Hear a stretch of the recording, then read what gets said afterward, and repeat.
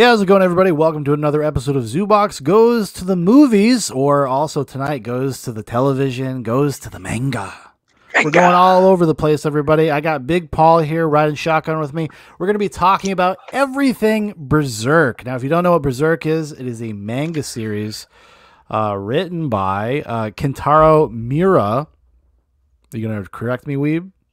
No, you're doing great. Kentaro Miura started back translated by Dwayne "The Rock" Johnson. Exactly. Yes. Started back in 1992. He started writing this manga. Unfortunately, he passed away. It was a year ago, last year. Before he got to finish it, but people have taken up the guard. They've taken up the black swordsman, taken up the armor, whatever you want to call it, taken up the sword, taken up the pen, taken up the typewriter.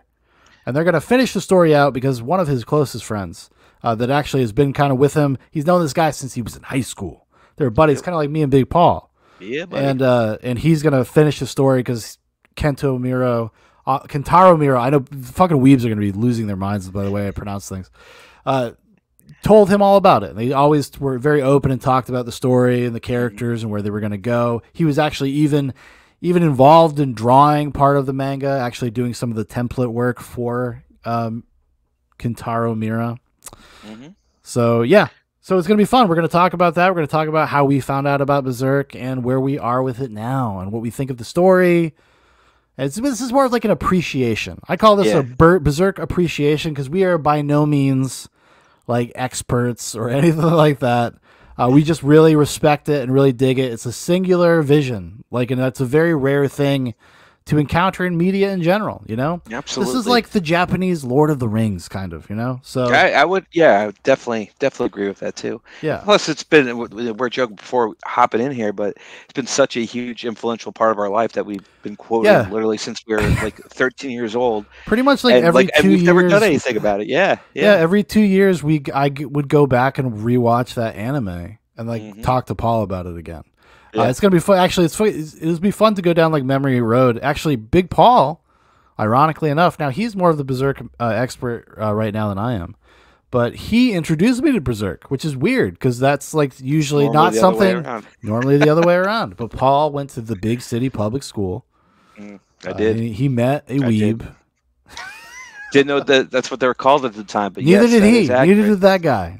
They didn't call them weebs back then. They called them just like they called them faggots, and then I would hit the X-Files stringer.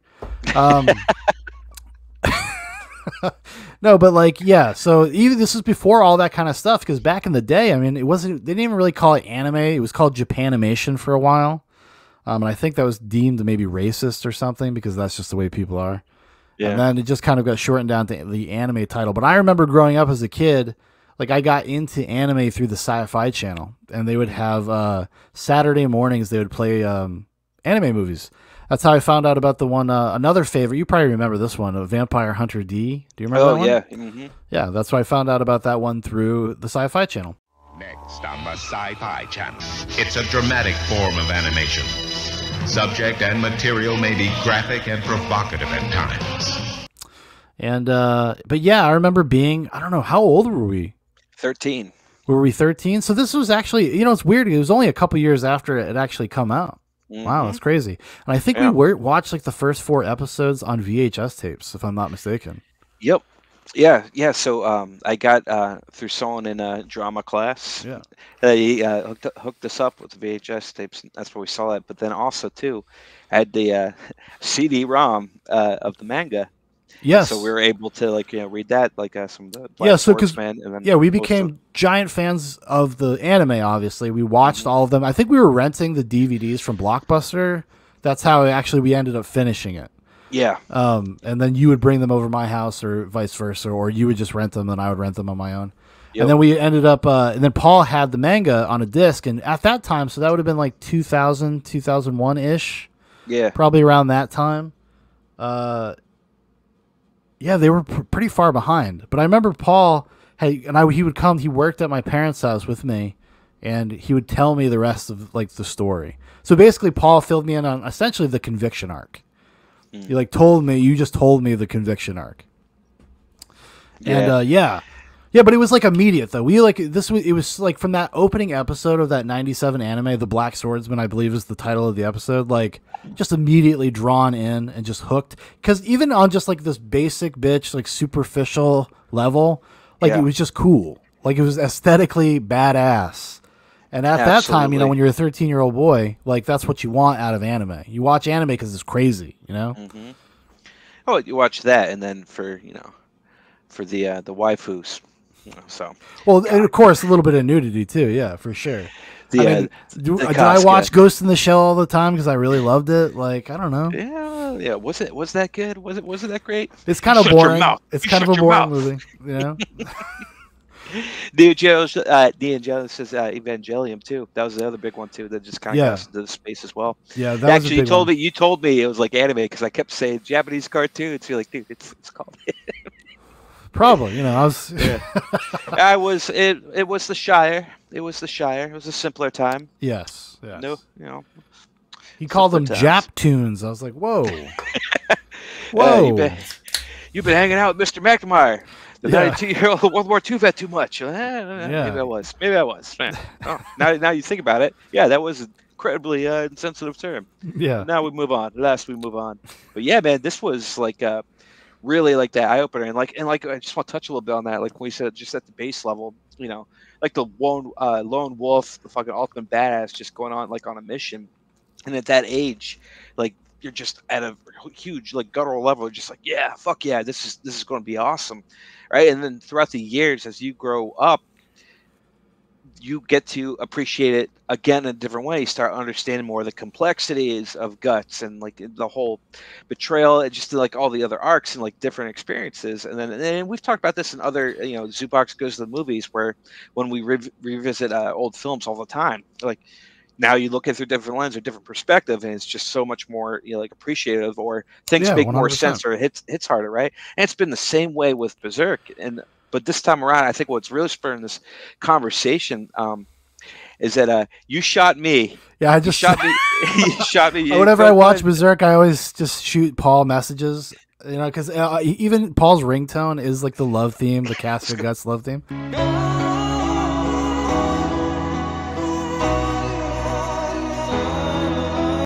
But I always shoot him stuff, and I was just fucking around because I was watching the '97 anime again. It's up on YouTube if anybody wants to check it out, because there's no HD American release. It's not streaming anywhere, and whenever I do that, I just send Paul messages about Berserk, and I sent to you. What did I send you, Paul?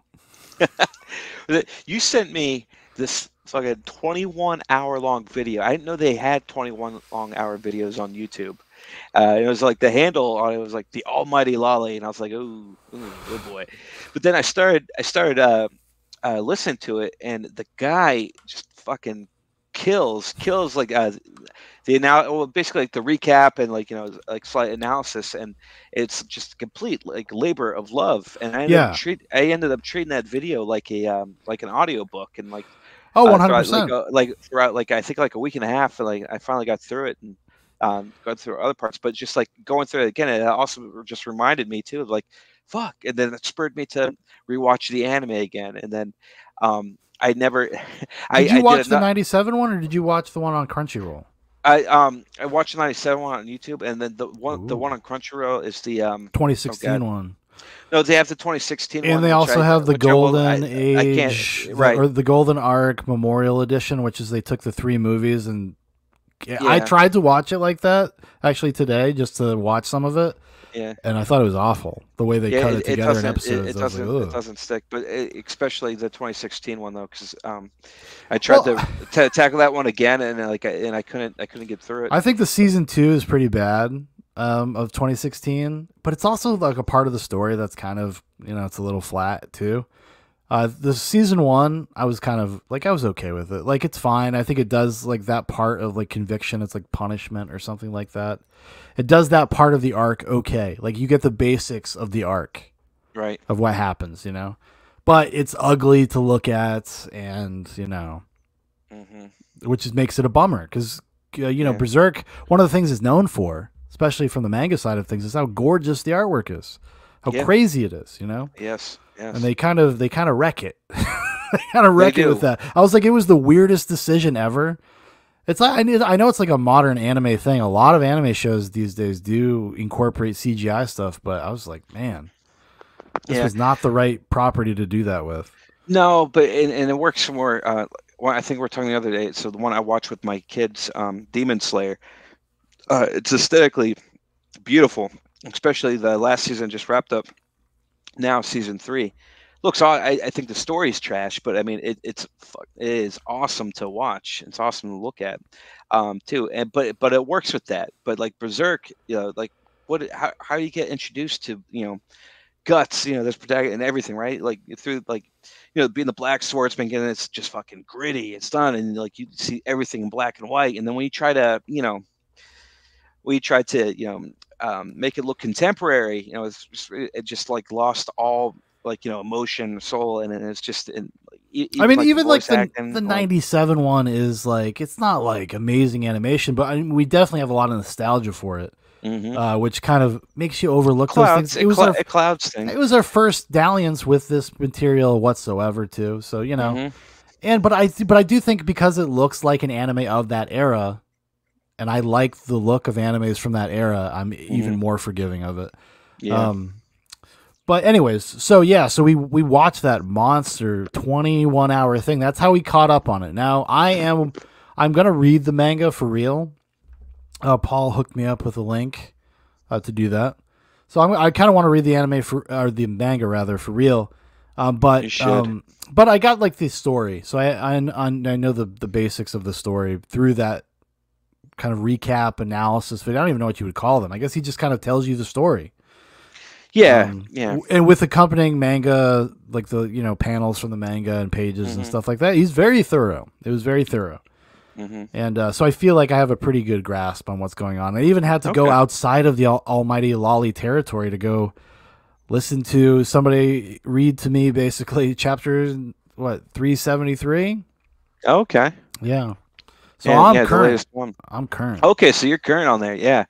It's fucking. I gotta double check when the next one's going to drop. But I mean, they haven't announced it yet because they're what they usually do is because now they have enough for a volume. So I think the volume's supposed to come out in like September, and then after that comes out, they'll probably announce the next chapters. I have a feeling the end of the story is going to come out way faster than everything that preceded it because it was just that one guy doing most of the stuff. Like he did all like he drew, he wrote, he did everything.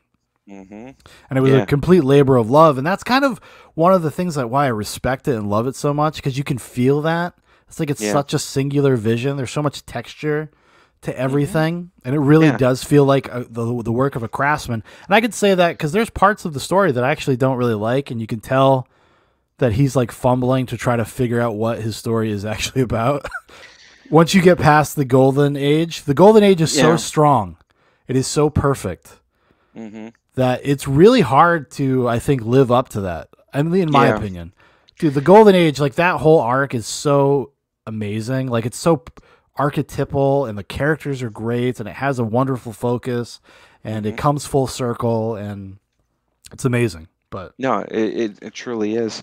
Yeah, but I think it gets like when he gets later into conviction arc and then so on to where we're at now with trying to parlay like all this magic shit and and trying to make it sense. So I mean, like kind of going back, like reading the manga. I mean, it's the foreshadowing like is there. Like the guy is a freaking like he's probably there's a lot of foreshadowing. The Japanese Kubrick. Like Miura was like a big brain dude. He's a big brain dude. Like the story that's been in his head since the 80s. Just hammering out. It's been crazy. And what I loved, like going back through the manga after this, like there's no real throwaway characters too much. Everyone that contributes to the story, like you get a sense of them too, and it's I had this random thought too, because remember how the big HBO show like a decade ago that started off really cool and was terrible. It took place Middle Ages, like Game of Thrones. Oh yeah, right. Yeah, and why we ended up hating it too. It's just like, oh yeah, because like subconsciously, like, oh, we saw the better version of that. Well, that's when the we're thing. Kids, So that's the thing. Like that first, I'm probably gonna harp on a lot of the Golden Age, but the Golden Age is like Lord of the Rings, or not like Lord. It's like Game of Thrones. There's like There's like light touches of fantasy, but it's mostly like a lot of political intrigue and battles, and then you know, what really draws you in is the interpersonal stuff with Guts and his journey. And we've all had a coming of age experience, so we kind of can identify with Guts in a way because we're all fucking edgelords, you know, we're all emo bros. And, you know, we like kind of identify with Guts and his struggle to find identity. Yeah. You know, it rings so true as like a human being.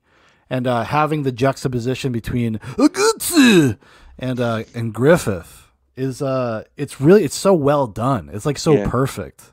Mm-hmm. It's so perfect. I wish that there was just a way to close it after the Golden Age, like quickly, and just leave it there. But I know, but that's not, obviously that's just me being, you know, whatever. I just love the Golden Age so much. Like, really do. Like, I've watched it probably like 10 times in my life, that anime. Mm-hmm. You know, and then read it. Anytime I've ever tried to read the manga, I always am like, all right, I got to start at the beginning. And then I make it through Conviction, and then I like give up. So this time I'm just gonna start at Conviction and then just go. There you go. Yeah. Yeah, you probably don't need to revisit those because like you I know them so well. Yeah. I know, but I'm like I got that weird like OCD. I'm like, no, I got to start it from the beginning. It's like if I watch like a Star Wars movie, like I have to watch all of them. Like I can't just watch one of them. If I watch Lord of the Rings, I got to watch all of them. I don't just pull Return of the King off the shelf like a baboon. I do the same shit. Yeah, I can't. No. And then I watch the fucking Hobbit too, like a sick fuck, and I don't even like those movies. No. And I have not only do I not like them, Paul, I have all the extended cuts, and I will sit there and I will watch the extended cuts of the Hobbit. Yeah, well, you've always had problems. Yeah, I do have problems. I got serious fucking problems. No, but so. You know, that it was such, like we said, it was so seminal for that time in our lives. And then as you were kind of what you were intimating before about this idea that revisiting this stuff as we've gotten older and how it is still rung true. And it's more, even more and more kind of, oh shit.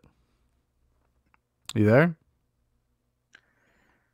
I'm sorry. It just went black. Oh, weird. Trying to fuck up my flow, huh? I did fuck up. God damn, dude. Future Shaun. No, so what I was saying, what you were intimating before about how like revisiting it every couple years over the years and how much more you get out of it, how much of it rings true even to this day, like about the core elements of the story and the characters, and about this journey of growth and maturation, because that's one of the cool things. Like, I mean, Miura was writing this as he was growing up, as he was getting older. Like, he's changing as a person too. And his interests and the things that he's struggling with and are going through is definitely in the character. It's definitely in the story itself, I think. That's why, like, I'm sure he had like a broad idea of what he wanted to accomplish, like the end game of the story.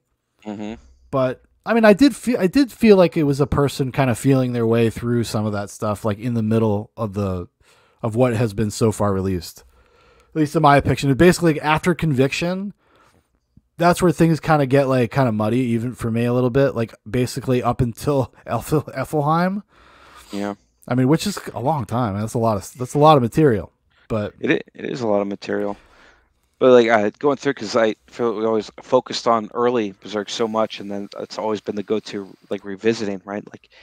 Like I never really like that Almighty Lolly inspired me to go ahead and like really get up to speed, like and finish up the rest, because I remember probably about like a decade or so ago, just kind of looking up to it, and then again, we were just saying, like, you change every couple of years, you change, and I was just like, where the hell is this going? And I stopped, and I'm like, what was that? What was that movie where they'd go back in time and like kill artists before they ruin their legacy?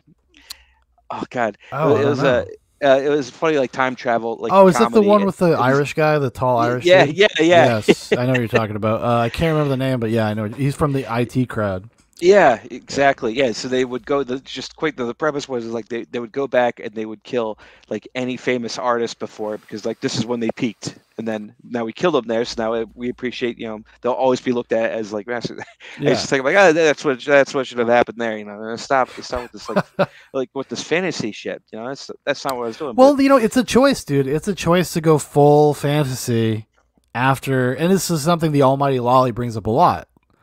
He's like, it has gone full fantasy. Whereas like, and whereas like when you're in the earlier parts of the story, which in fairness, it kind of makes sense to one degree or another.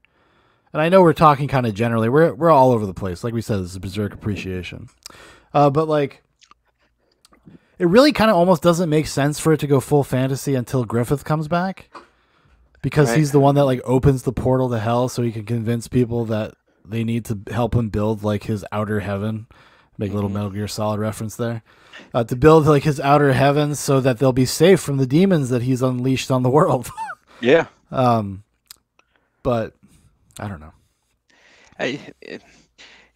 But like, did you need to go full fantasy though? Did you need to go full fantasy? So, I mean, It's one of my gripes. It's actually one of my gripes with the story is that it gets too manga.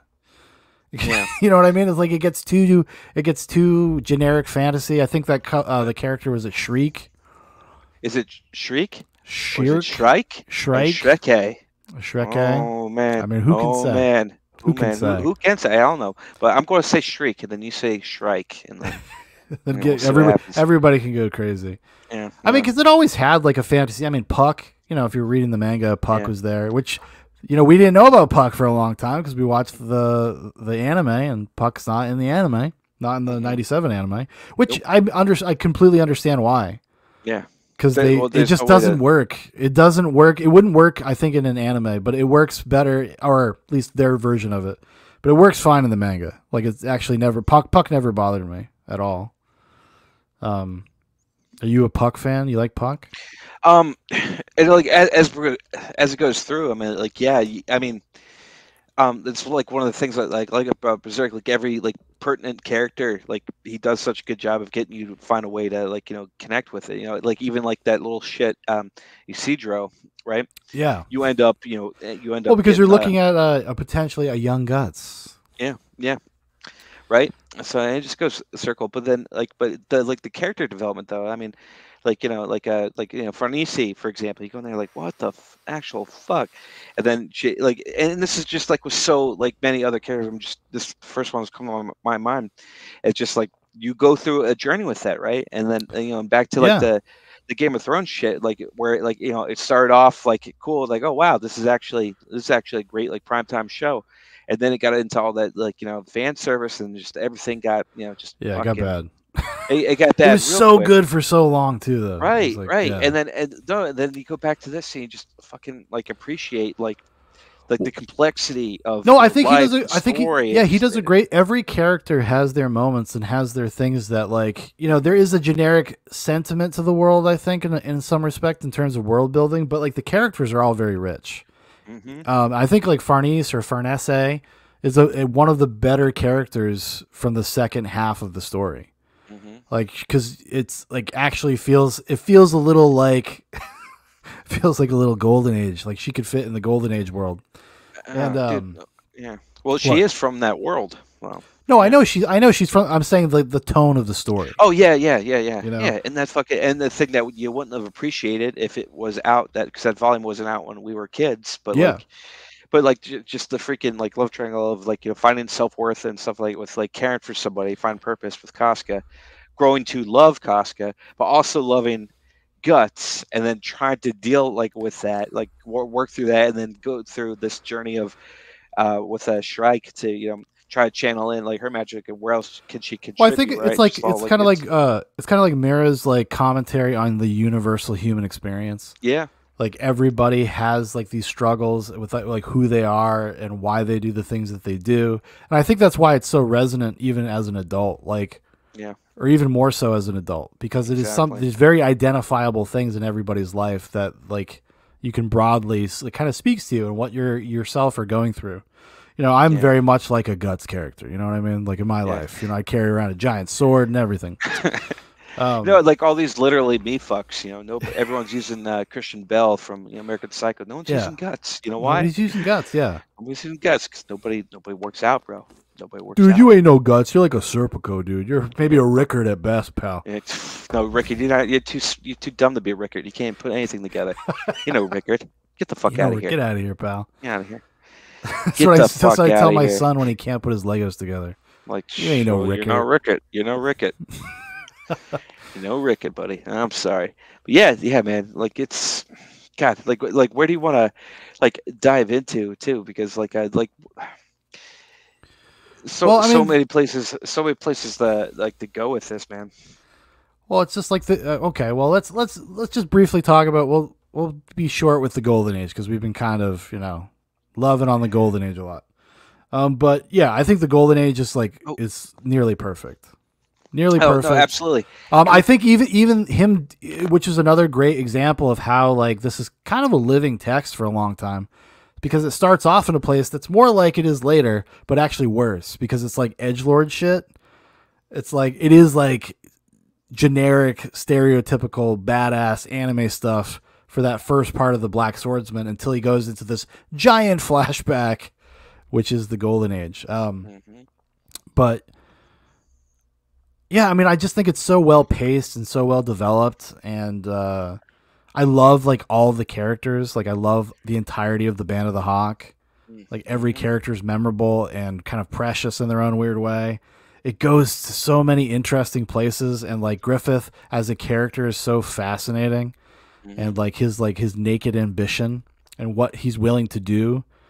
And that's the great thing about his character, because he's almost doesn't understand why he's doing what he's doing. He just feels compelled.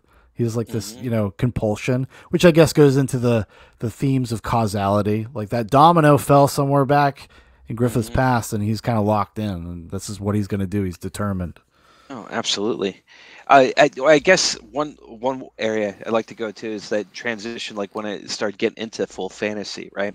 Yeah. And so you're saying the Golden Arc, why couldn't it end there, right? But then you get to this thing, it's how is he going to fucking combat demons, right?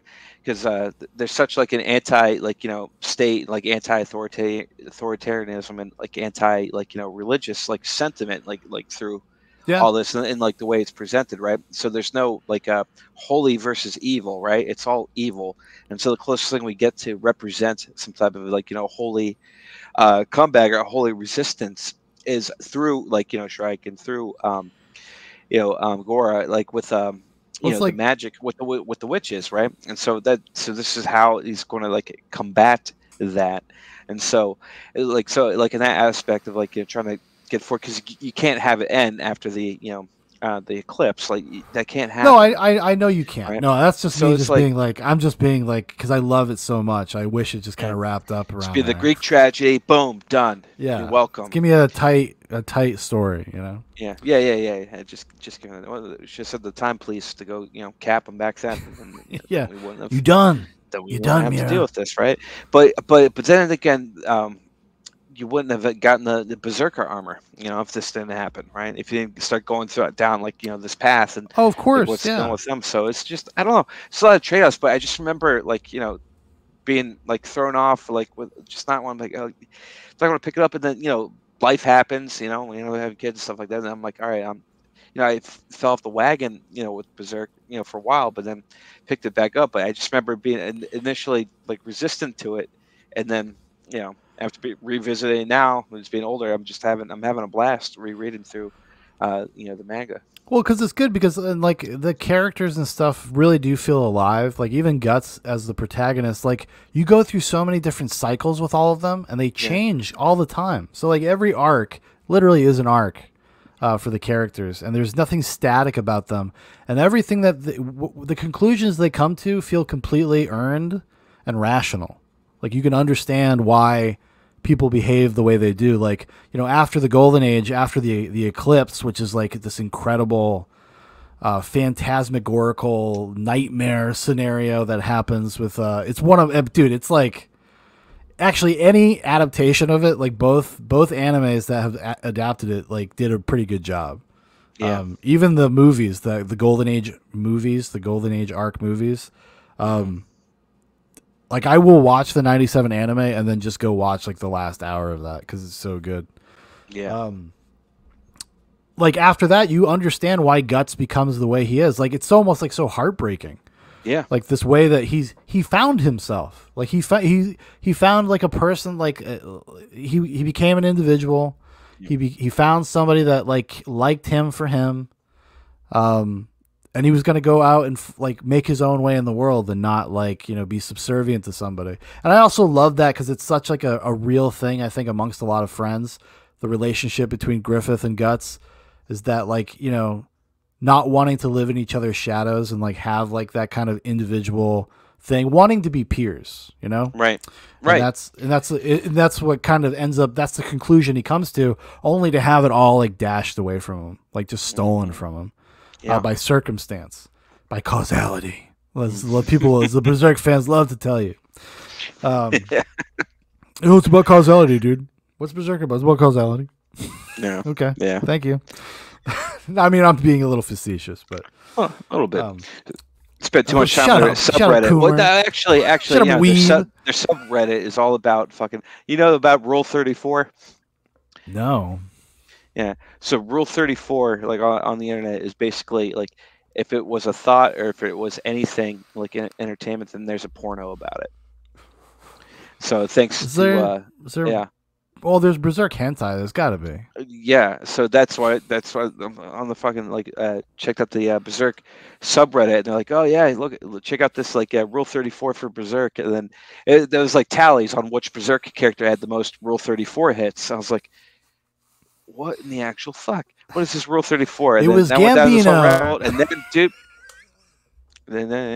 he's not Gambino, but the other one that acquainted himself with a young Guts. Like the rapist but, guy. Oh, dude, yeah, but it's all kind of stuff, and I hate it. Mongoloid And I hate the rapist, subreddit, and I hate the subreddit because I went to that, and then I saw Guts and Griffith portrayed in a way that I can't unsee. And I'm like, they did the Yaoi. Yeah. Oh, dude. Yeah, Oh, Yaoi. dude.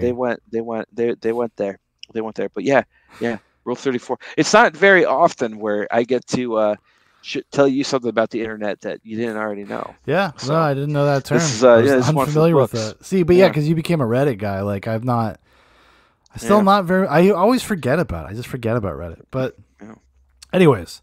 But so like coming out of the Golden Age arc and stuff and like leaving like that character where he is, and then he turns into the Black Swordsman, which was like the first thing that actually attracted us to Berserk, is because that pilot episode of the anime, it's one of my favorite lines ever. And I love I don't give a fuck, you stupid weebs. I love the American dub of the 97 anime. I cannot watch it in Japanese. I cannot do it. I need that voice.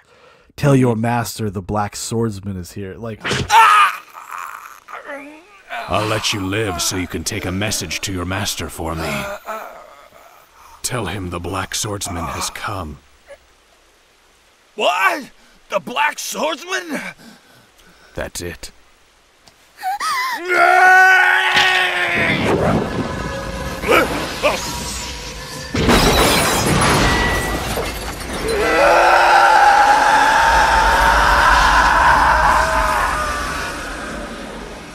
It's so good.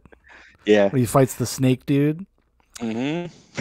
And I remember just being locked in it because it was so provocative and so like mysterious, and just the place that it leaves you with at the end of the episode. You're like, oh my God, like, well, this is a crazy world. This is a crazy thing. And then it knocks you right into like a serious drama kind of. Yeah. From there. And then you're completely like into it, like right away, even though there's stuff in there that you would think like 13-year-old boys would probably like be more prone to make fun of. And I think we even did kind of make fun of it a little bit, because Griffith and Guts splashing each other by the well, which is, very well known scene. Everybody knows. Yeah, we're just iffy, but we just wanted to go back to, let's get to the brutality. Let's watch it, because we were there for the Black Swordsman shit, right? Yeah, because it doesn't get crazy, because like there's some fights and stuff, but it's not really crazy until Zod the Immortal shows up. Yep. you know, and then that's when it really like gives you another little taste of that fantasy, little taste of that darkness, which is an amazing part of the manga. It's an amazing part of the anime. It's so good. It is. But yeah, so the stuff that comes after that is the stuff that I'm more like kind of less familiar with. Like it's more like new to me. I've read Conviction a few times, and I've watched the 2016 anime that adapts it. What do you think of the Conviction arc? Like, what do you think of it? So it's it's my least favorite part of it. It's kind of like it kind of felt like a bit of a slow burn to get there, and like to his credit, that is a whole other world, a whole other aspect that you have to introduce and to develop to get to. Well, doesn't it feel? I'm sorry, I don't mean to cut you off. No, go for it. But like it feels like almost like a jarring, because like you've come out of like the Golden Age, which is more naturalistic until the eclipse, and then you find out that the Holy See is there. And you're like, how did this exist at the same time all this other stuff was happening? Right. You know, right. It almost like kind of like hurts you. There's like a cognitive dissonance there. You're like, oh, this is going on? Yeah. Which I guess, I mean, it's just a different part of the world, right? It's a big world, so. Yeah, well, it's the part of the world. They're also in bed, like with Midland, and they didn't have any business to like interfere. Like, that's what I mean. Like it's a different region or whatever. So I guess that's exactly. Fair. And like in terms of like the geography, or like where that we got to take that, like we only take that as it informs the story, right? So there's no like explainer there, and I don't think we really need one. But I do know what you mean. Like like all these people show up, like like the Baki Rocket, for example. Like, oh, they just pop up. You're like, whoa, where else are they? Where else are they? Right? And then the main apostle, that really jump started that challenged Griffith. God. Oh, Sheik or Shite? Yeah. Or So I mean, that's slipping my name right now, but that whole thing like come into it. So yeah, it kind of comes out like you said, a little bit of like cognitive dissonance, but I do think he like pulls it in together, and then like when it's all said and done, you get through that like. Now you're ready to. It was like that last bit of, world building before he can start going ham on explaining all the because that becomes the state of the world at that point. Like now you were in that full on, and it is like in fairness, because you got to think about it coming off of the event of the eclipse, and some like kind of tangential Black Swordman stories, like right. It does kind of ease you into it a little bit, because it starts with like the lost children stuff and like the prostitutes and that's when you meet is it Farnes or Farnese? I thought it was Farnese. And Serpico. Like it does ease you into it. You don't really grasp how weird it is until like they get to like the castle or whatever, and then like maybe a few chapters into that where it really just starts, when they're having like the occult ceremonies and all that kind of stuff. Right. But again, like you said, they gotta set that up right, and then Farnes is going to be us, really like as the reader, our segue into understanding the magical world in there as she's learned it for the first time as well. So like and like what we said too, like okay, so now we know this world has fucking demons that can come on there. Now we know Guts, because of his mark. He's living now in the interstice, and now he's going to be constantly dealing with this until he is dead, because he is sacrificed, right? So, and given like all the anti, like religious thing, like the only good that's represented in here is freaking like witches, right? Because and they so represent the natural state, natural order. What are we going to like? How is Guts going to fucking combat demons? How's that going to happen? So now we're like diving into that, right? So I mean, it was just like it was a really long way necessary, but like really long way to get in there. So I mean, and and it sounds like shade big. It's like yeah, I liked it, but I was also because you're kind of like struggling through. I mean, you have like some highlights like Serpico. I enjoyed his background and all that. It's just another like classic tragic character in there, right? I think Serpico primarily like when he still stays his own word, and Guts keeps his word too, and they're going to have a duel, right? And like, no, this is happening right now. Like, I thought that was such a fucking like badass sequence. Yeah. Like in there, just like take it. It's just like this is like, this is what men do, and just completely different backgrounds, but both tragic. Go there and like in the stones of Serpico to do this, and the because the whole he has thought like and strategy to get him in a place where he could like have a chance against Guts, but just like the principle of it, and just like everything that boiled down. Well, that's what makes them to such a that good point. like match, because they're men of integrity, and to a certain degree, Yeah, yeah. Actually, you know what's Yeah. something that just occurred to me? What's that? Because that's kind of like we meet our new cast of characters during that time. It's like that arc. Nobody's died. Yeah, Everybody's still alive. yeah. Maybe that's Which- why, like, because like the Golden Age feels so complete, because you have characters that like die and Come and crazy go, shit yeah. happens, and like there's like natural ebbs and flows to stuff. Whereas this one, it doesn't really have that. Like, we've stayed with all these characters; they're all alive.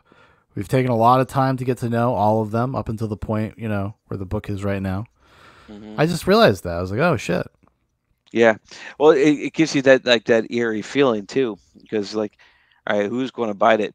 Who's going to bite it now? Because everything, like, he's been like consistent. Like, no one gets a free lunch. Like, in this like cold world, everybody pays with blood, and everybody gets theirs at this point, right? And so like, and how's that going to come down? How's that going to come to be? And so, and then also like with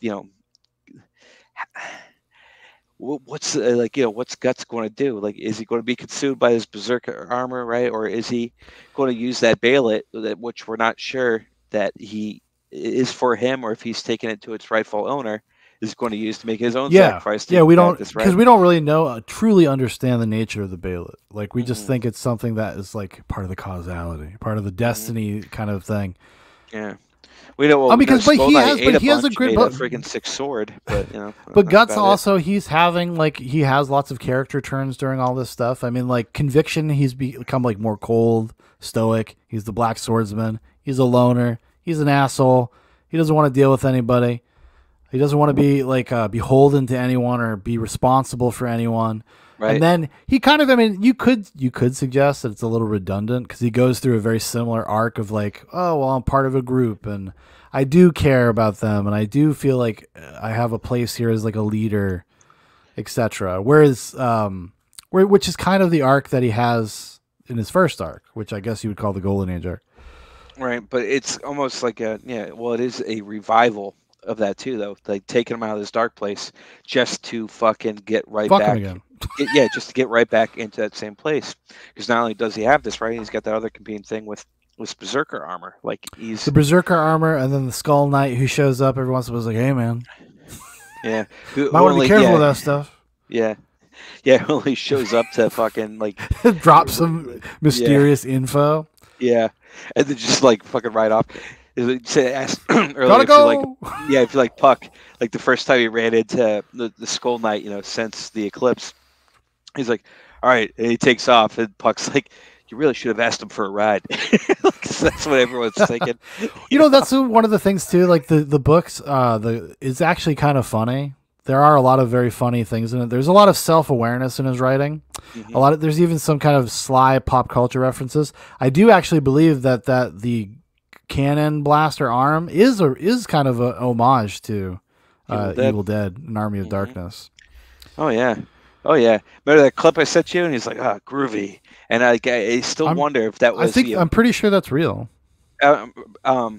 Maybe I could be wrong. It's in the manga. I always wondered, like, was that like a Dwayne Johnson, like, translation, like, take on that, or was that Miura, No, I think it is from him. Yeah. Yeah, I think it's from the author. Okay. I could be wrong. Listen, hey, I could be wrong, but I feel I have a sense memory of reading that, like that was his intention, because a lot of these guys of that generation are very Western pop culture savvy. Another one of our favorites, and maybe someday we'll do an appreciation episode of this, Metal Gear Solid, Hideo Kojima. I mean, that series is full of pop culture references of like 80s and 90s movies. Yeah, his whole career has been that, like, making video games like based off of like referencing movies that he likes. Yeah. But I think Kentaro Miura is very similar in that respect. Yeah. While they're not like necessarily super direct, but I mean there is stuff in here. I mean there's like Lord of the Rings-esque type For things sure. in here, and characters, and even some of the character arcs, even kind of the essential nature of some of it is very similar to Lord of the Rings in a lot of ways. I mean, I guess that's inescapable if you're doing fantasy. Yeah. Like that's the godfather of the genre itself, pretty much of what we understand the genre to be. So that's inescapable. It's like the Dune for sci-fi. Yeah, Lord yeah, of the Rings exactly. is, Yeah. for fantasy. You can't get rid of it. You can't get rid of it. Actually, there's a little bit of Dune in here too. There's a little Dune in here, especially with Griffith coming back. Actually, I wrote down a quote, a Frank Herbert quote, because people have been talking about Dune again because Part 2 is coming out this year. Oh, okay. And he's like, it's not necessarily that he giving an interview, and he was like talking about the Dune books, and he's like, I don't think it's like it's power that corrupts people. I think it's that corruptible people are attracted to power. People that have some kind of insecurity or flaw. And I was thinking about that relative to Berserk. It actually reminded me a lot of Berserk. And it reminded me of the difference between somebody like Guts and Griffith. Griffith wants power. He's just power hungry. Guts just wants to figure out who he is and just like and live it. He doesn't want that. He doesn't want the power. Like, and he's the one that you want to give it to because he doesn't want it. Right. He is actually a good leader because he doesn't necessarily want to be the leader. But he has such integrity that he does it because he feels an obligation. Where Griffith is not like that. The ends justify the means for Griffith. Right. So he is that person. Because he could say all the live long day, like, well, I'm going to build a beautiful kingdom. And this even goes all the way back to the Golden Age. He's like, I want to make the world a better place than the one that I came up in. And blah, blah, blah. That's kind of like his whole spiel. And it's really disingenuous, which is what kind of is the conclusion of the Golden Age when he accepts the deal from the God Hand. Right. He doesn't care. He'll do whatever he has to do. Right. And, it was just kind of interesting. I was just thinking about that because it does parallel a little bit of Dune, and also with the character Griffith with his resurrection, his reincarnation. Yeah. Which I kind of had mixed feelings about because he comes back. He kind of wants to do what he was doing before. He's now he's a little bit more, he's a little super powered, a little super juiced. And his ambition's a little bigger now. Oh, a lot bigger. And he's got the full support of the fucking God Hand to help him out with his bidding. Or does as well. Or does he? Well, but he presents himself as a false savior. He's another one of these kind of, I guess you could say, in a cynical way, like he is kind of like another anti-religious sentiment that the book is getting across because he's presenting himself as a Christ-like figure. There's even imagery from the manga where he's like directly like giving a sermon from the mount. Yeah. Like it's literally in the book. Like, so I think he's definitely calling on that, but that's actually a reference to Dune because that's what Dune is actually about. That Paul Atreides is not actually literally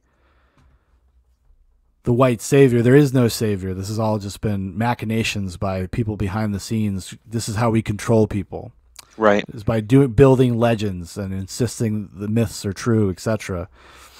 Building religious institutions, building religion itself. Like the stories that we tell are the things that actually, send people in directions we want them to go. And I think there's a little bit of that in Berserk. For sure. No, for sure. Absolutely. But I mean, just another, but at the end of the day, too, like, human condition, like everything, and just done really well.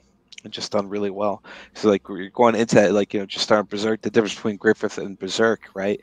And just tragic from the beginning. How are we find out his origins, right? He comes out, falls out of a corpse. His mom was hung to death, and he was found in afterbirth in mud and then taken on that, right?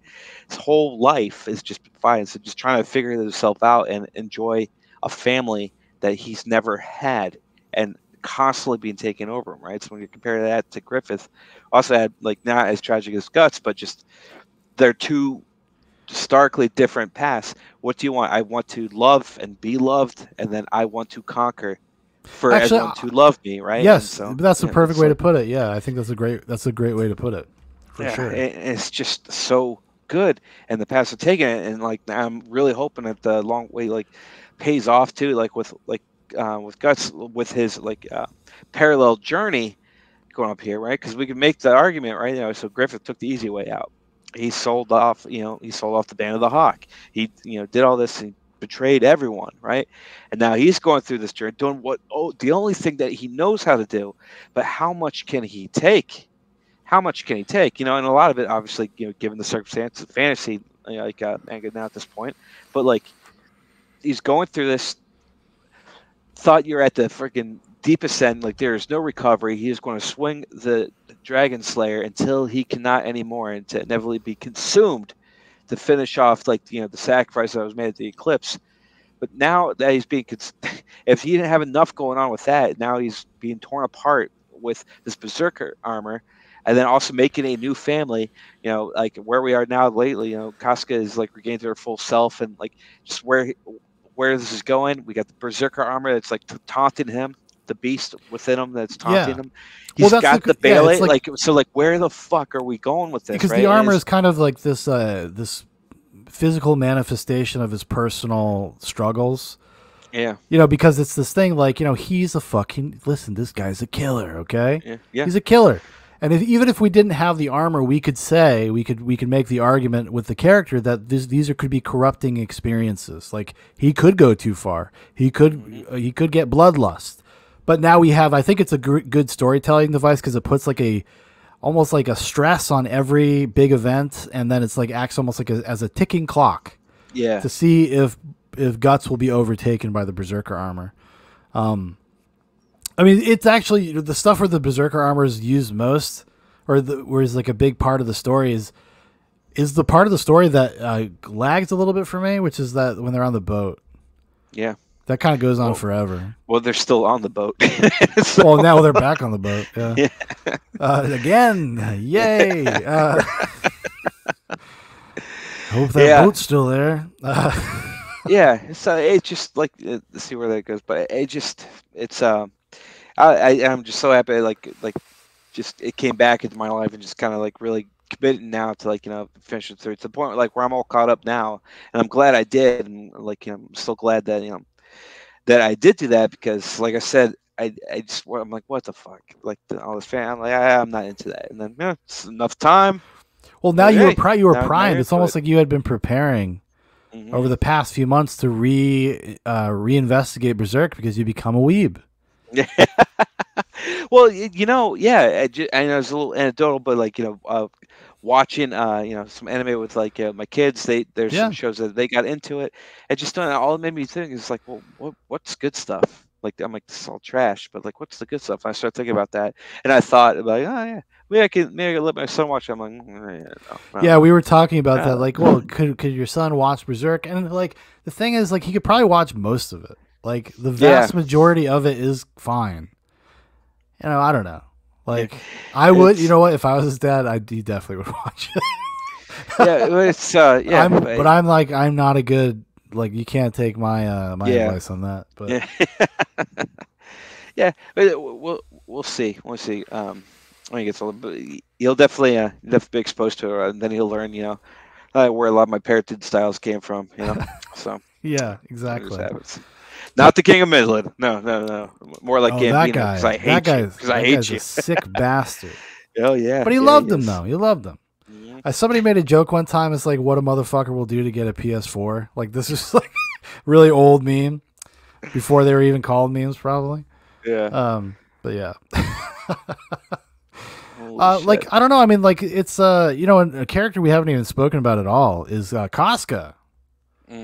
Casca, another awesome character. I mean, granted, she didn't really have much to do after the Golden Age, right. But her journey as well, her character arc, and how it also parallels her Griffith and Guts, they kind of form a triangle of kind of having they're on a similar path. They're all on parallel paths, but are slightly divergent, but kind of wanting the same things in a weird way. She wants to be a waifu. She wants to be a wifey. She just can't admit it, Got to get Andrew Tate over there. Set her straight. He's got some free time now, so I hear. He's like, how old are you, Costco? 35? Your eggs are almost dried up. No deal. No deal. I need them 19. No. Rickett? Yeah. Because we know, Mr. Tate. We know. So, yeah. Do you think this could ever be a movie or a series, real life actors? Yes and no. I think you'd have to really adapt it. I think it's basically, I say this, I've been saying this over and over. It's like post Golden Age would require some finesse.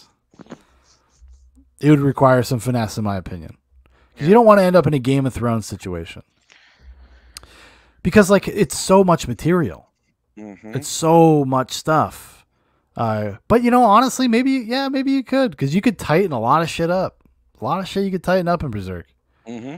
Because it does have it does feel like a big journey in the manga. It's very long. It's pretty long, at least if it feels like it is. Thanks to the almighty Lolly. 20 hours of my life. But yeah, I don't know. Do you think it could? What do you think? Well, just like those things, like you'll never make everybody happy, right?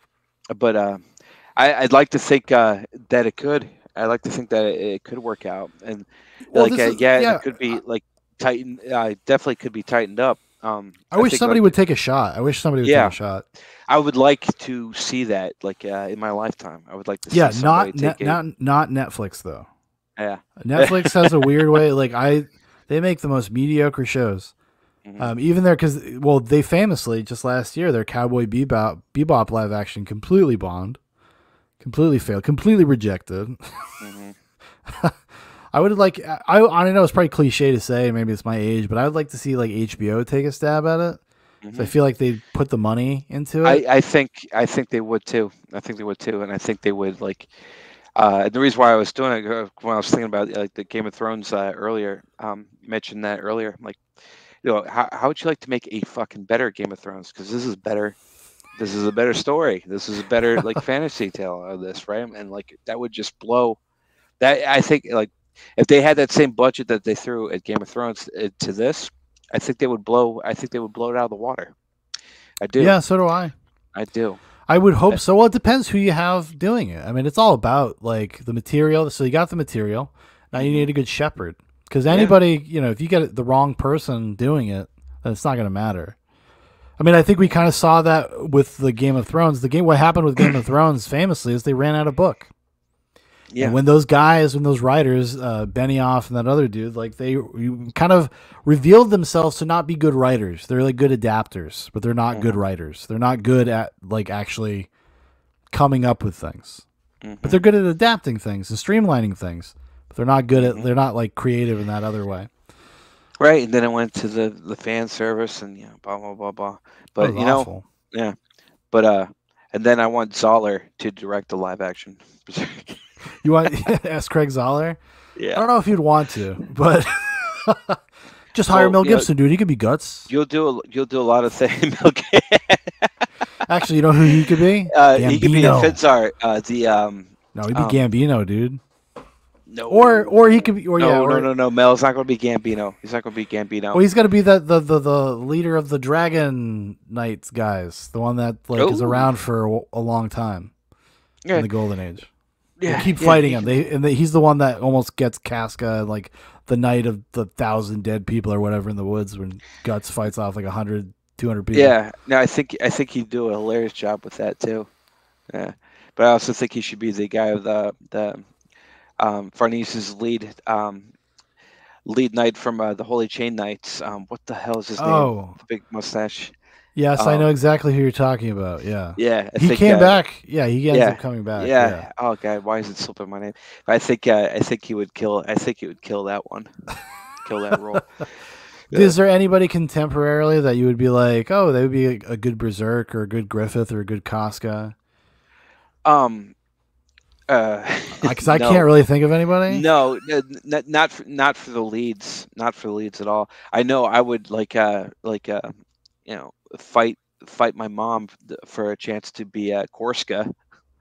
If I could play like a character, if you could play that, you'd want to be. Yeah, Yeah, the guy that tried to like he killed Guts to rob Guts after the first introduction to him. To the Yeah. Band of the Hawk. I'm like, No, I know. yeah, I know I who would you're talking about. I would love to play that guy. Hey, you even end Yeah. up liking that dude by the end. Come on. Yeah, yeah. You feel bad at exactly. the eclipse. You're like, oh man. I'm like, oh shit.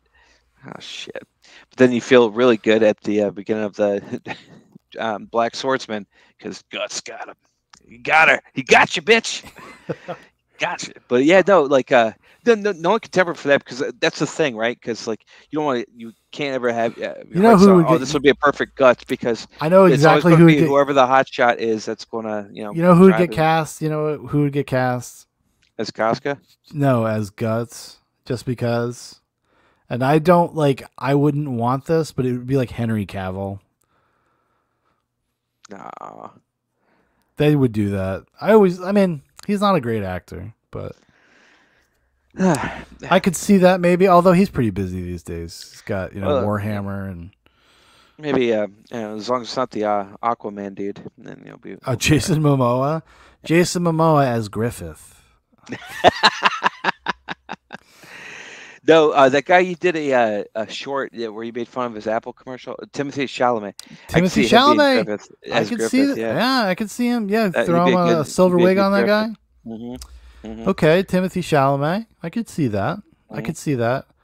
And I think all the kids would say, that chick from Spider-Man should be. Actually, she was in Dune with Timothy Chalamet. Oh, Zendaya. Zendaya, yeah. Maybe I wouldn't hate it. I guess thinking about it. I wouldn't hate it. I wouldn't hate it either. I wouldn't hate it. You know who I think should be Farnese? Jennifer Lawrence. Mm. Yeah. Mm. Jennifer the Lawrence. Studio might say she's too old at this time, but I'm not that. I'm That's not okay. Listen, studio. I saw I'm her not naked. studio. I saw her naked last week. We're good. Oh, you good? Go. Okay, yeah. No, she made she's trying to bring back the raunchy R-rated comedy. Yeah, there you go. It's called No I'm Hard Feelings, and I watched it. And she does I'm full nude scene. She does a full nude scene. She fights a bunch of teenagers on the beach, fully naked, fully nude.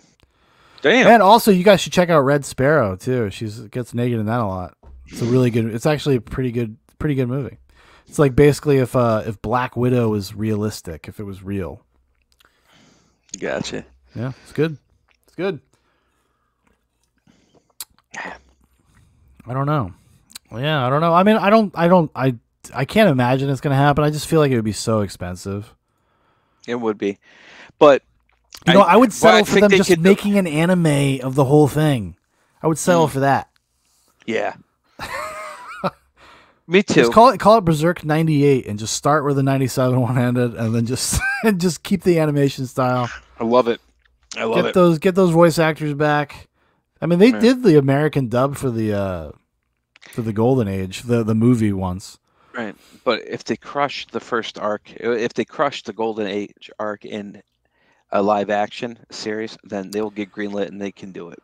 Dude, it would be so, because I feel like you could do that though. I feel like that's possible. Like that is doable. But like the scale of it is so big, dude. Like it is really big when you start thinking of like the battles and like the logistics of having to do that. Sure. I mean, even Game of Thrones struggled with like battle scenes, like making them look look big. Yeah.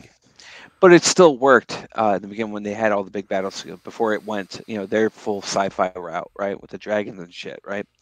It still worked. It did, and like you can make it happen. Do you think they should? They got to keep the music though. They got to keep the '97 anime music. Oh yeah, that's clutch. That's clutch too. And there's got to be somebody there that does the market research and knows like, oh no, like this needs to happen. This needs to. I don't care how much money you have to pay. Yeah, no, this needs to happen. This song needs to happen. Yeah.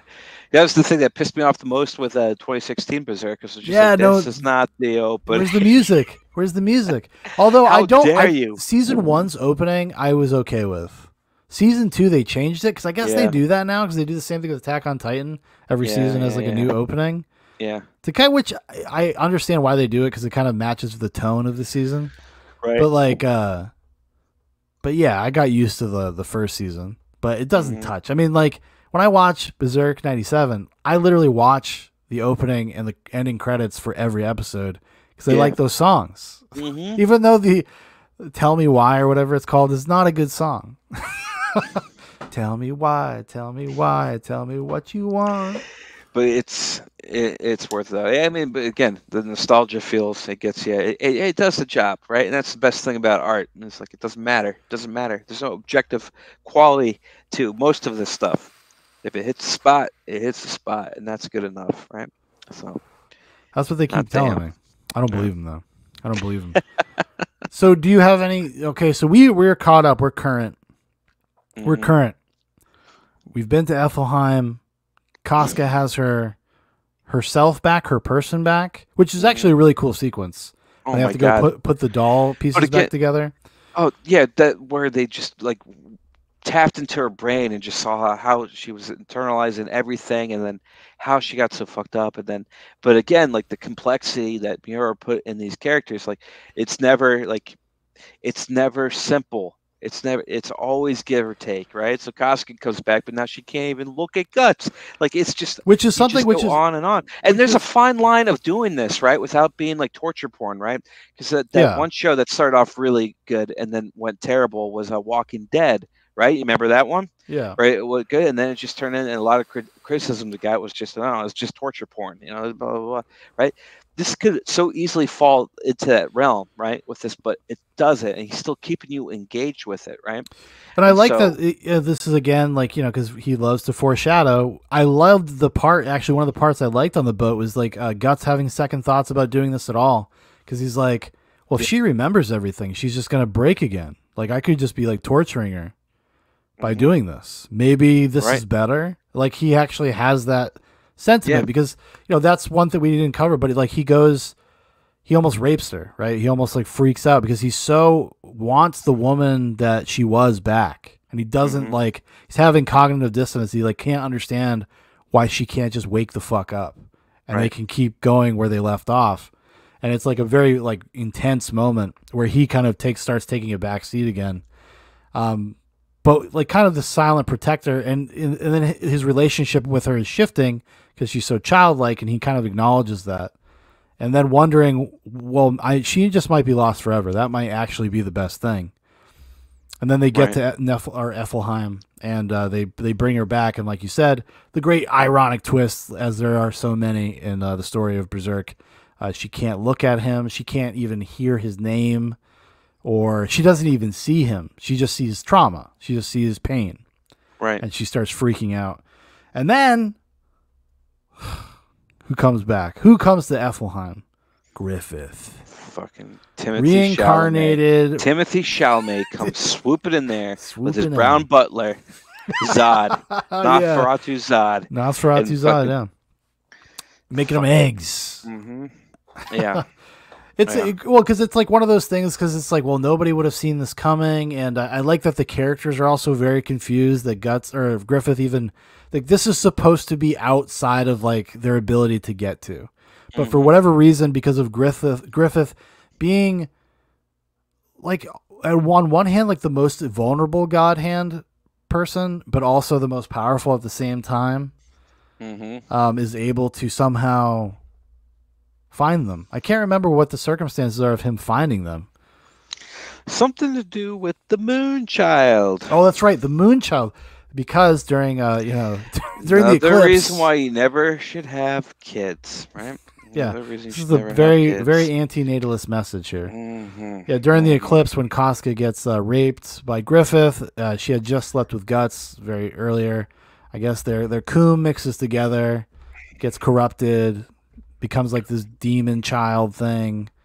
Then you're seeing the Moon Child. I'm to me this is like the most muddy part. Like I don't really clearly understand how Griffith and the Moon Child are merged. Like I don't really get it. They needed him for the incarnation. Yes, reincarnation. Yeah, like, because together, they so- take this literal tact where it's like, no, he has to like literally like possess. He needs a vessel, basically. Exactly. Yeah. And a vessel, not just any vessel, but a vessel that can happen like with that influence. So like demonic like influence from him. There, From him. right? And it's also another like taking the piss at like a Christ-like figure of taking the son and like turning this, even though it wasn't his own son, but it's close. The imagery is there, right? So like Miura was That not Moon not a Child fan. is that Moon He's Child's not a looking fan. at Griffith and Guts. He's like, my two dads. Shit. my two dads. Yeah, my no, that's right. Yeah. my, my non-gender confirming mother. Oh my god. Oh man. You know, Berserk is just like a progressive, story of. Well, that's Casca is the first thing she does when she wakes up. Yeah, when she first wakes up, she cuts that hair. She's like, I look too much. I look too sexy. Quickly, somebody give her a bath again. To be fair, her entire life is just one like giant like rape scene or close to being raped. Honestly, and taking baths. There are so many goddamn scenes with Casca being given a bath. You gotta throughout the manga. It's crazy. Varnisi and Casca. I'm like, oh my god. Yeah, and that's why you got like Isidro, like, like just say the quiet part out loud for all of us, perverts reading the manga. Like, yeah, Isidro, we got. Yeah, because he's always trying to sneak a peek. He's always trying to get an eyeball always trying full. to get in there. Always trying to get. I mean, in there. Under the circumstances. Yeah. Yeah. We might die tomorrow, babe. We might die tomorrow. Yeah, but, dude. But yeah, dude, yeah, it is crazy, dude. That Almighty Lolly guy, he even did a deep dive into the video games. Yeah, he did. I think that's how I found his channel. Oh yeah, well that makes sense. I found that channel like a year ago because I started that 20-hour thing like last year when it came out. Because again, last year I was sitting, I think because I remember because Ronan was a baby and I was up with Ronan. And I love me some YouTube videos about Berserk, even though they all say the same thing. And I'll watch them, and I'm like, oh, dude, a 20-hour one? This is awesome. I like it. Dude, I've got a sickness, man. I'll see like, 2.5 hours. I get excited. Like I go get popcorn. Yeah, because they're going to get into the paint. Yeah. You probably saw there's another one like Marvelous Videos. Yes, I saw a bunch of those, and their prediction, Marvelous Anime, I think it's called. Yeah. The channel. The handle I'm talking about is Marvelous Videos. Well, I watched something with Marvelous. No, it's Marvelous Anime. I'm looking at it right now. No, it's not what I'm talking about. I'm talking about Marvelous Videos.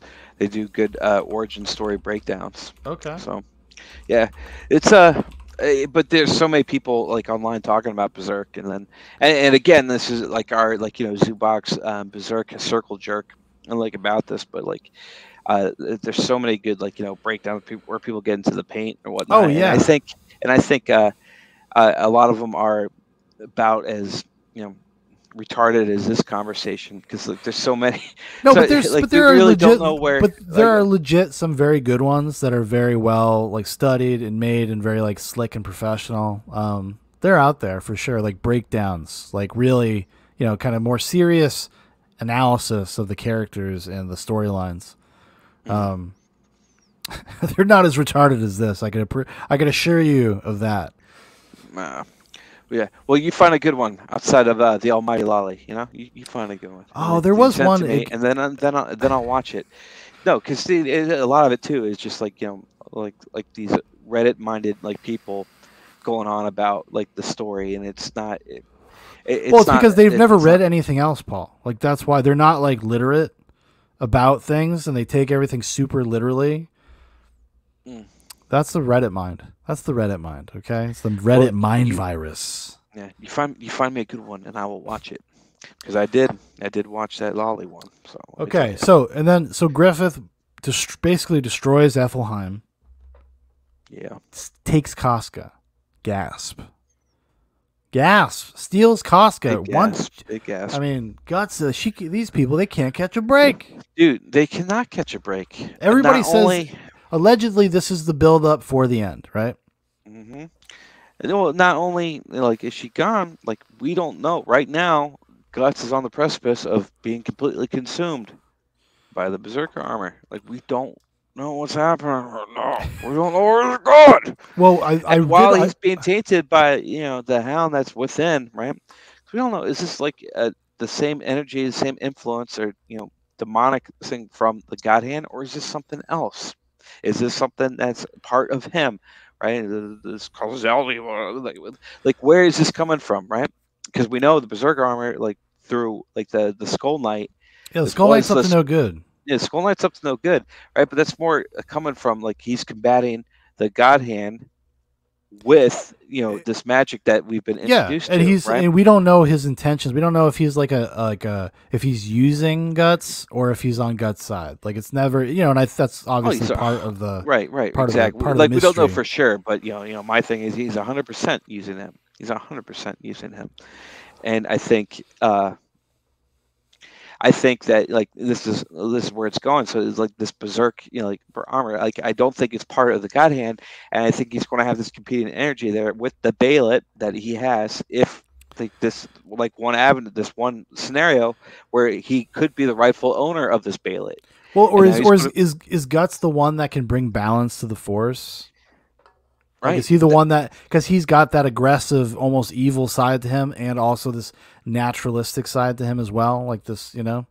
like he's the balance, or is it going to be somebody else, or is Casca like going to be the key? Like, I don't know.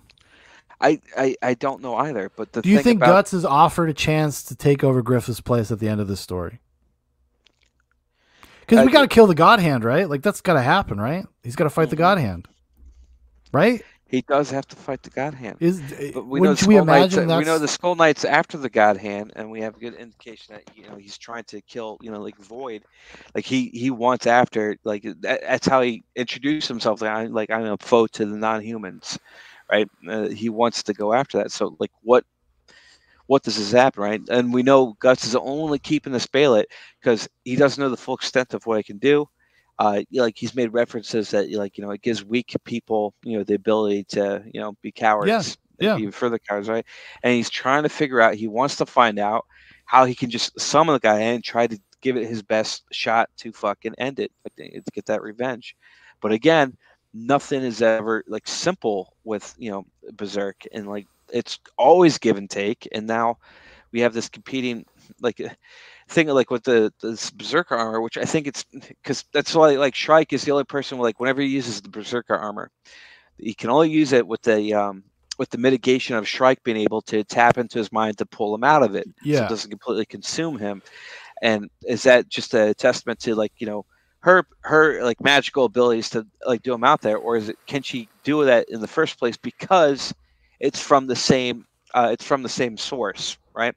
It's not the monarch from the God Hand, the berserker armor. It's from her wheelhouse, that area, like the magical realm of the story, right? Yeah. And so there's going to be an interesting, because that is like I think the berserker armor is pretty clearly like part of it's not, has nothing to do with the Well, because it demonic taps, energy of the it taps into something that's like innate in you. Like, so for Guts, it's the beast. It's this animal that's inside of him that really wants to kind of take over. right. But the ability for that to do so is coming from the magical realm of this world, not from. No, that's what I mean. But it right? it utilizes like that natural sense of who you are. It's not. It's drawing something out of you. It's not creating something. Right. But where I'm getting at is like if the Bailet is for him, and he's getting to that point there where he's going to get consumed, and then he has this like what is that going to do, right? That's why I'm curious because of the way that the Bailet has been used in the story, like especially with like Griffith and stuff like that. I don't know if Guts is the owner of that Bailet. I have a feeling he's not. Okay. I don't think they would. I don't think that the God Hand would think that they could use Guts. That maybe they might try to, like at the end of the story. But maybe what out if of he's some sort not of Guts anymore? Well, that's fair. Because he's got the berserker armor, right? He's and the then beast. the Bailet in the last chapter, its face is straightening out to become a face, not disfigured too. So like that element is like heating up as well. So that's just kind of like where it's like where it's going. Like what is that going? Yeah, to but be, who's like the Griffith equivalent in his party? Is it Farnese? Could it be? What do you mean? What do you mean the Griffith equivalent? Like the one that's closest to somebody like Griffith as a companion? That's part of his party, right? That kind of has the same types of inclinations as a Griffith. Yeah. I mean, I'm just speculating. I'm just throwing stuff out there. Well, so like I mean, Shrike has ambitions of becoming her mentor. Well, right? Yeah. Like Isidro wants to be Guts, or like a pirate, or who is the most selfish? Who's the most selfish? Well, you gotta say like Isidro because he's like a little kid. Farnese, like she was like selfish, but I think her like with her arc in this last one, she's grown to not be. That was part of her development, Yeah. right? Um, could it be? Could it be Koska now with recently regained like consciousness and everything, and just been so wronged for so long, Yeah, once she right? comes to terms with what's happened to her a little bit, like What's she could be happened, right? bitter. Right? Could be better, and then you have that whole like hell hath no fairy route, Yeah. right? So like that could be that. You can't say Serpico because he's been like selfish like his entire Yeah, life, no, and not him. that would be unbecoming of Miura to just all of a sudden just make him a monster, I'll right? tell you who it is. I know who it is. It's Puck. I'm just joking. So good it comes out to Puck, man. No, I was just kind of just thinking about it, just because I mean, it would make sense if it was Guts, the one that was like going to activate it, and it was going to be activated for him. It would make sense, but it also seems like the obvious thing. But he's not shy of doing the obvious thing. He's not shy about that. No. And we don't know what he would have done in totality with the story because he passed away, unfortunately. So people are going to do their best facsimile of what he wanted, what his intentions were. Right. So I don't know. I mean, do you think at the end of the story, do you think there's a happy ending for Guts somewhere in here for Guts and Casca, or do we feel like it's got to be something that's bittersweet? I think the product, it's going to be bittersweet. It's going to be bittersweet. They will have a legacy that will indicate that they're going to be okay. But Gus and Casca, they're not getting out of this. Yeah, I don't especially Guts. There's I mean, there's no Casca might, because they might like as a character, maybe she's earned getting out of it, or maybe that's what ends up being like like he has to sacrifice himself for Casca, like, and his son, like get his kid back. That's a possibility. We're in the realm of magic, Yeah. Yes, this is true. This is true. But yeah, man, I just don't. Yeah, just our like our guy Guts, man. It's just there's no happy, and I don't see any happy ending for him, other than the thought of like his legacy, whether it's the Moonchild or, like it finally like dying, like I don't know, like a John Wick. Yeah. No, spoiler. Yeah, alert. Go out like John Wick. Yeah. I mean, like that could be. I would see that. I think Guts has got to die, unfortunately. But maybe they'll subvert our expectations and Guts gets it all. Yeah. Yeah, or maybe we'll get Game of Thrones and they fuck it up. And then They could fuck it up. Listen, stories are hard to end. Stories are hard to end. Like coming up with like a good ending, especially for something that's such an epic tone that has so many moving parts and so many characters. Yeah. Trying to bring that to a satisfying finale. That's that's tough, man. If you didn't know where you were going, like to build all this stuff up to its fulcrum, like, yeah. Yeah. So the only indication that his childhood friend is known for like over a decade of how this ends, right? And so he's going to supervise, the storyboards, like moving forward and checking that out. So I mean, we do have as fans like a good indication that we're going to get like some justice to Miura's Berserk story. Yeah, there's going to be an ending, and they're selling it to us as being like as faithful as humanly possible. Mm-hmm. Like, so. Because that was a crazy thing. That was a crazy thing for people. Because when did he die? What was the last one that came out before he died? Because I'm trying to think of where the story would have ended. Is it when they get to Effelheim? Yeah. It might be. We'd have to look into. I forget the hard cutoff. Last chapter. Yeah, 364. So they've gone 9 chapters beyond that. Yeah. Trying to see here. 364. Yeah, 364 was the last one. Now they're at 373. Yep. Let's see here. Let's see what Reddit has to say. Oh, the guy doesn't say anything. He just says, just finished chapter 364 of Berserk, the final one by Kentaro Miura. The word bittersweet doesn't convey the feelings and thoughts I had reading this, and what an image to finish on. R.I.P. Miura. So it ended with Griffith becoming, revealing himself in Niflheim as the moon from the Moonchild, and the picture. I can share it actually. The picture of Griffith here. This picture. Yep. Weepy Griffith. He's just so happy to be there. Yeah. But that would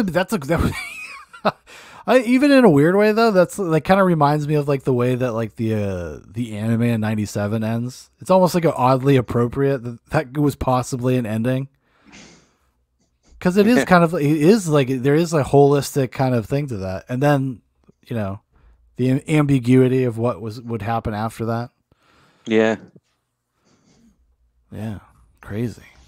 Absolutely crazy. But I'm sorry, I'm still thinking about the last chapter since we're talking about with them, like where that's going to happen, where that's going to go. So, I mean, like right now we have Casca's in this place. She doesn't really know what's going on. She thinks maybe she had just had a giant nightmare.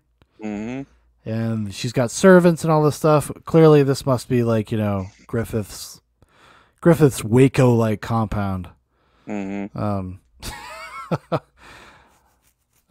can't remember, how does it end? I don't even remember what the hell the last like moment is. The last one, they're back on the ship. They're trying to go there, and then the Bakiraka shows up to try to fucking, you know, do Bakiraka shit, and then Guts is currently being like really tempted by, you know, the Berserker armor. Yeah. Bloodhound. And I think doesn't Shriek has like lost touch with it to some degree? She has less influence.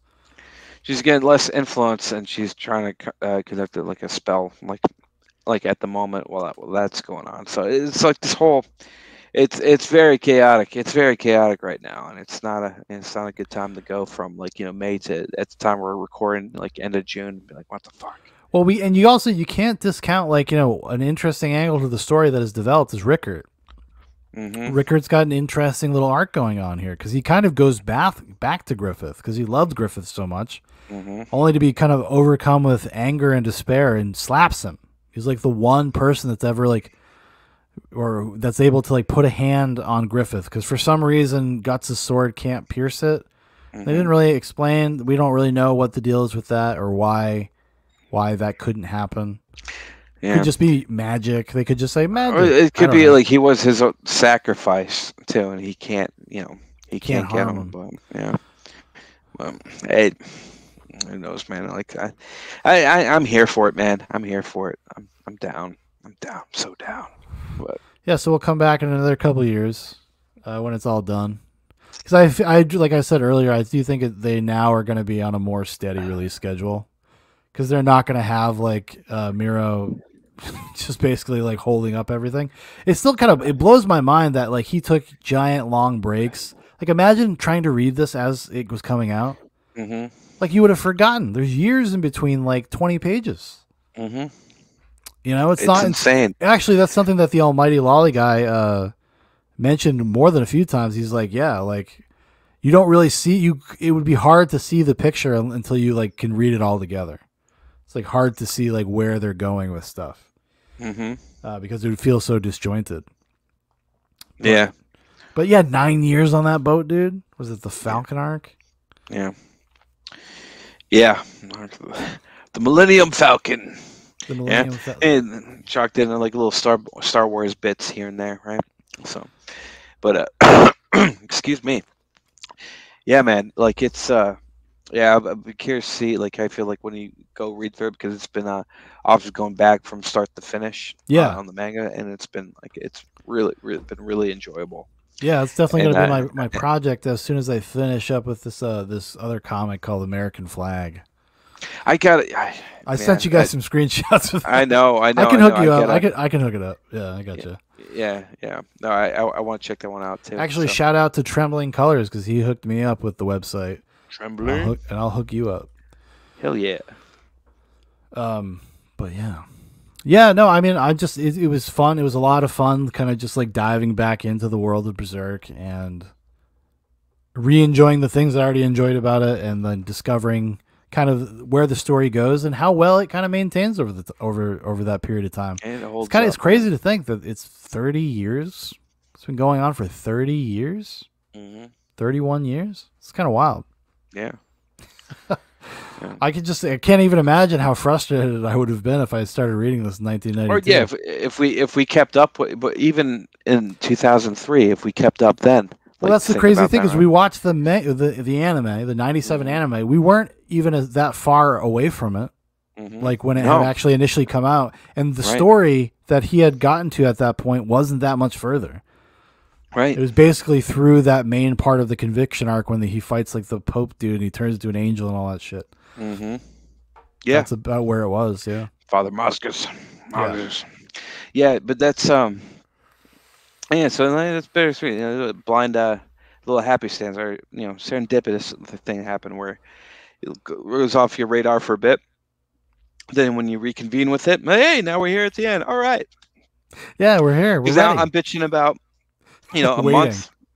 Over a month from the last chapter when I could have been like 9 years. I almost wish that they would. I mean, well, I guess not. I'm sure this would be heresy. This would be haram to Berserk fans. But like, just release it in volumes. Don't release it in chapters. Just wait until you have a volume's worth. Yeah. One of my biggest regrets is not starting to buy those hardcovers as they were coming out, because now there's too many of them. Yeah, now it's going to be like a $500 investment. Yeah. But if I had just been buying them $30 every 2 months, I'd be sitting on a stack of Berserk, dude. Yeah, man. Whole grip of it. Yeah. Well, you know, it's never too late to start. You know, I mean, yeah, all right. You never know. Once I make it big, all the ad revenue I make off of this video, I'll invest it in Berserk mangas. Hell yeah. Hell yeah, buddy. Fuck you, YouTube. Anyways. But yeah, it was fun. It was fun going back. It was fun also geeking out about it, because we always talk about it in passing, but we don't actually ever very, like, for a dedicated period of time, just like talk about it. But we're always referencing it. So it was fun. Yeah, it was fun. Yeah. Always in the back of the mind and the bottom of our hearts. Berserk. At least gold. Dude, it's never too far from me. Like I've watched that. And I know I've said it a million times, but that Golden Age, man, I've watched that 97 anime like 10 times, at least in my life. Yeah. Oh, easy. At least every couple years. And I love it. I can't get enough of it. I'll probably watch it again next year. Yeah. And then I'll go watch those movies that I don't even like them that much. I'll watch those too. And I'll watch the 2016 one just to watch it. I'll just have it on in my presence. Yeah, maybe I'll finish it. I just can't. The 2016 one, dude, it's like if you've read the manga, you don't need to. Like, yeah. You don't need to. There's too much other anime to watch, Paul. Okay, now we're weebs now. We're like official adult male weebs. Yeah, no. Jujutsu Kaisen comes back next week. So me and my son are pumped. What? Yeah. You guys must be stoked, because you guys are on the Attack on Titan train, which I have not caught up all the way. The season 3 really like took the wind out of my sails for some reason. Yeah, I get that. But I kept seeing. I thought it was over, and they still have one part left. My cousin thought that too, and then he was. It says the final season. I know, but guess what? And the last episode was like an hour or so long, and now another episode is going to be released. Yeah, it's going to be a 2 hour, I think a 90-minute or 2 hour episode. Yeah, and that's coming there too. So like, dude, if they put it in a theater for like a Fathom special event, would you go? Yeah, fuck yeah, I would. Fuck yeah, I probably would. If I'm caught up, I'll go. Yeah. Attack on Titan is that's Do you guys plan on? That's another conversation. But do you guys plan on watching the live action movies? Do we? Yeah, are you gonna do it? I mean, just to be completionist.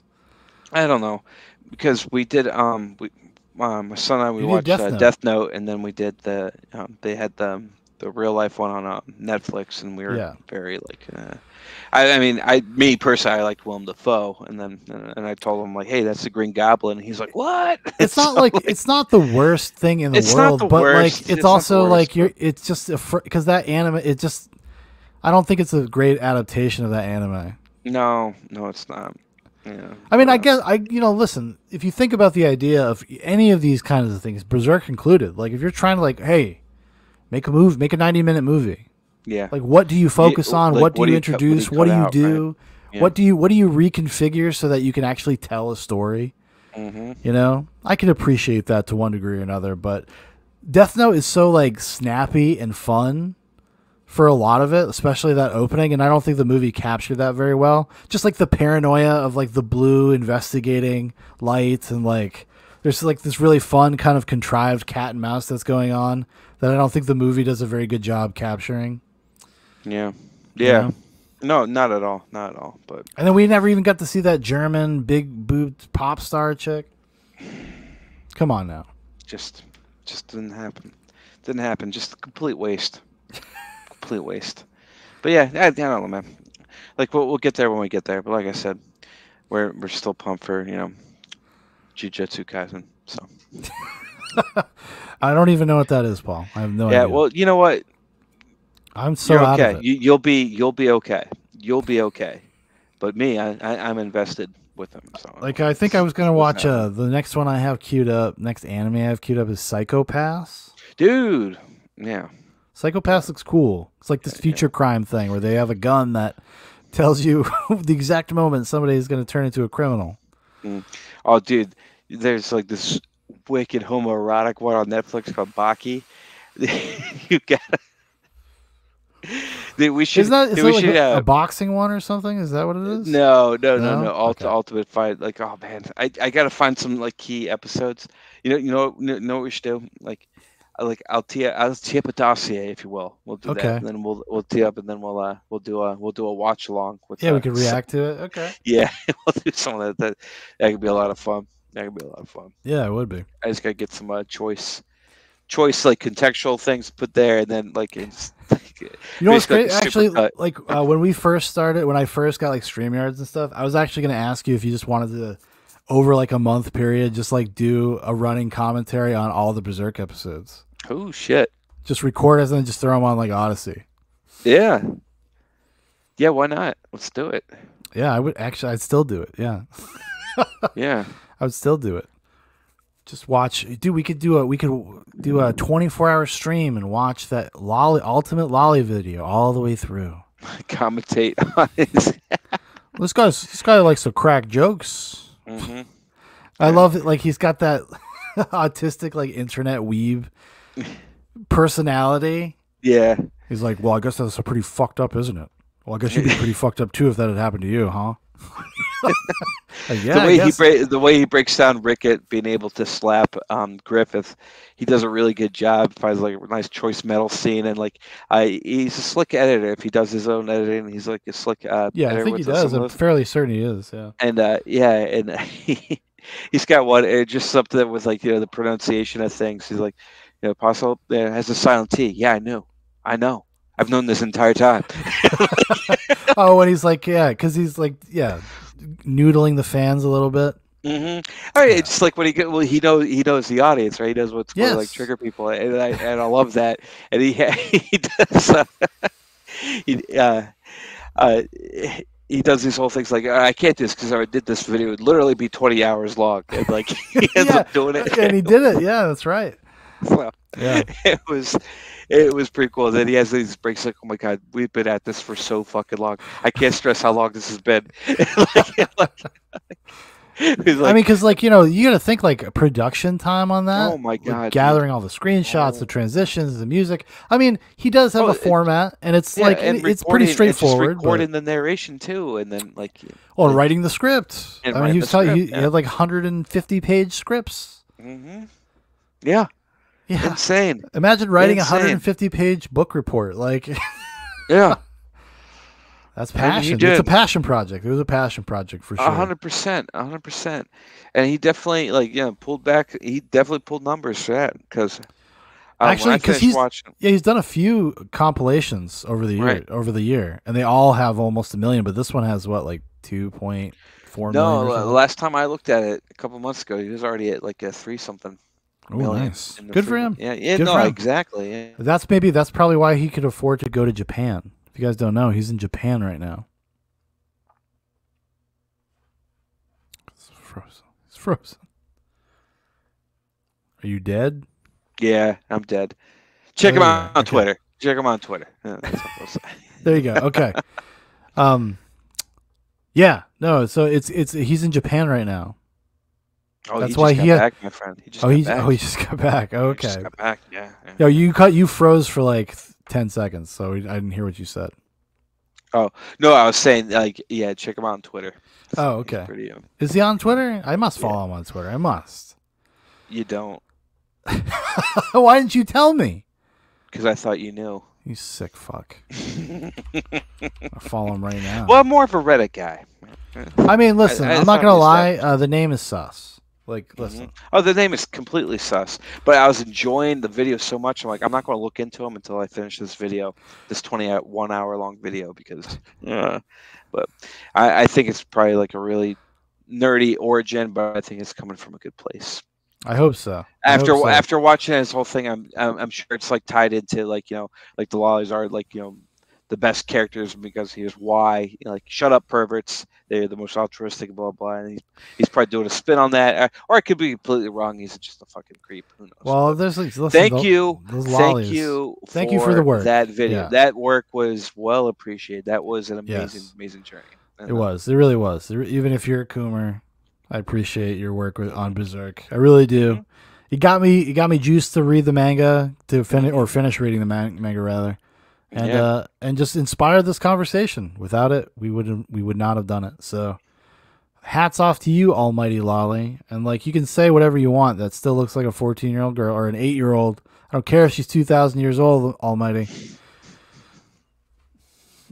2,000. She's 2,000-year-old vampire, man. She looks like an 8-year-old dude. It's hentai. Victimless art. Victimless crime, man. It's a picture. It's victimless crime. It's a simulacrum. Anyways, thank you so much, Big Paul, for hanging out and chatting all things Berserk. Anytime, my man. Anytime. Hopefully somebody out there finds this interesting. I know we were kind of all over the place, but we just wanted to have like a fun, general conversation about something we really love and really appreciate and like to get into and to get nerdy about and speculate and just show our appreciation for. So there you go. Absolutely.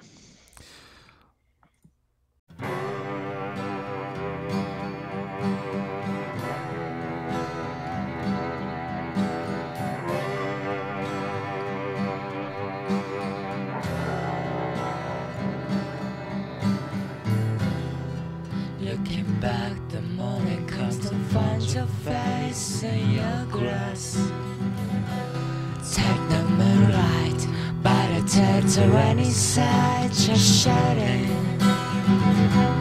What is there? It's just the same. What is trying your crown? I'm spanning my grass, walking back so when my grass you're fading. I'm waiting so long. I'm waiting so long. I'm waiting so long. I'm waiting so long. I'm waiting so long. I'm waiting.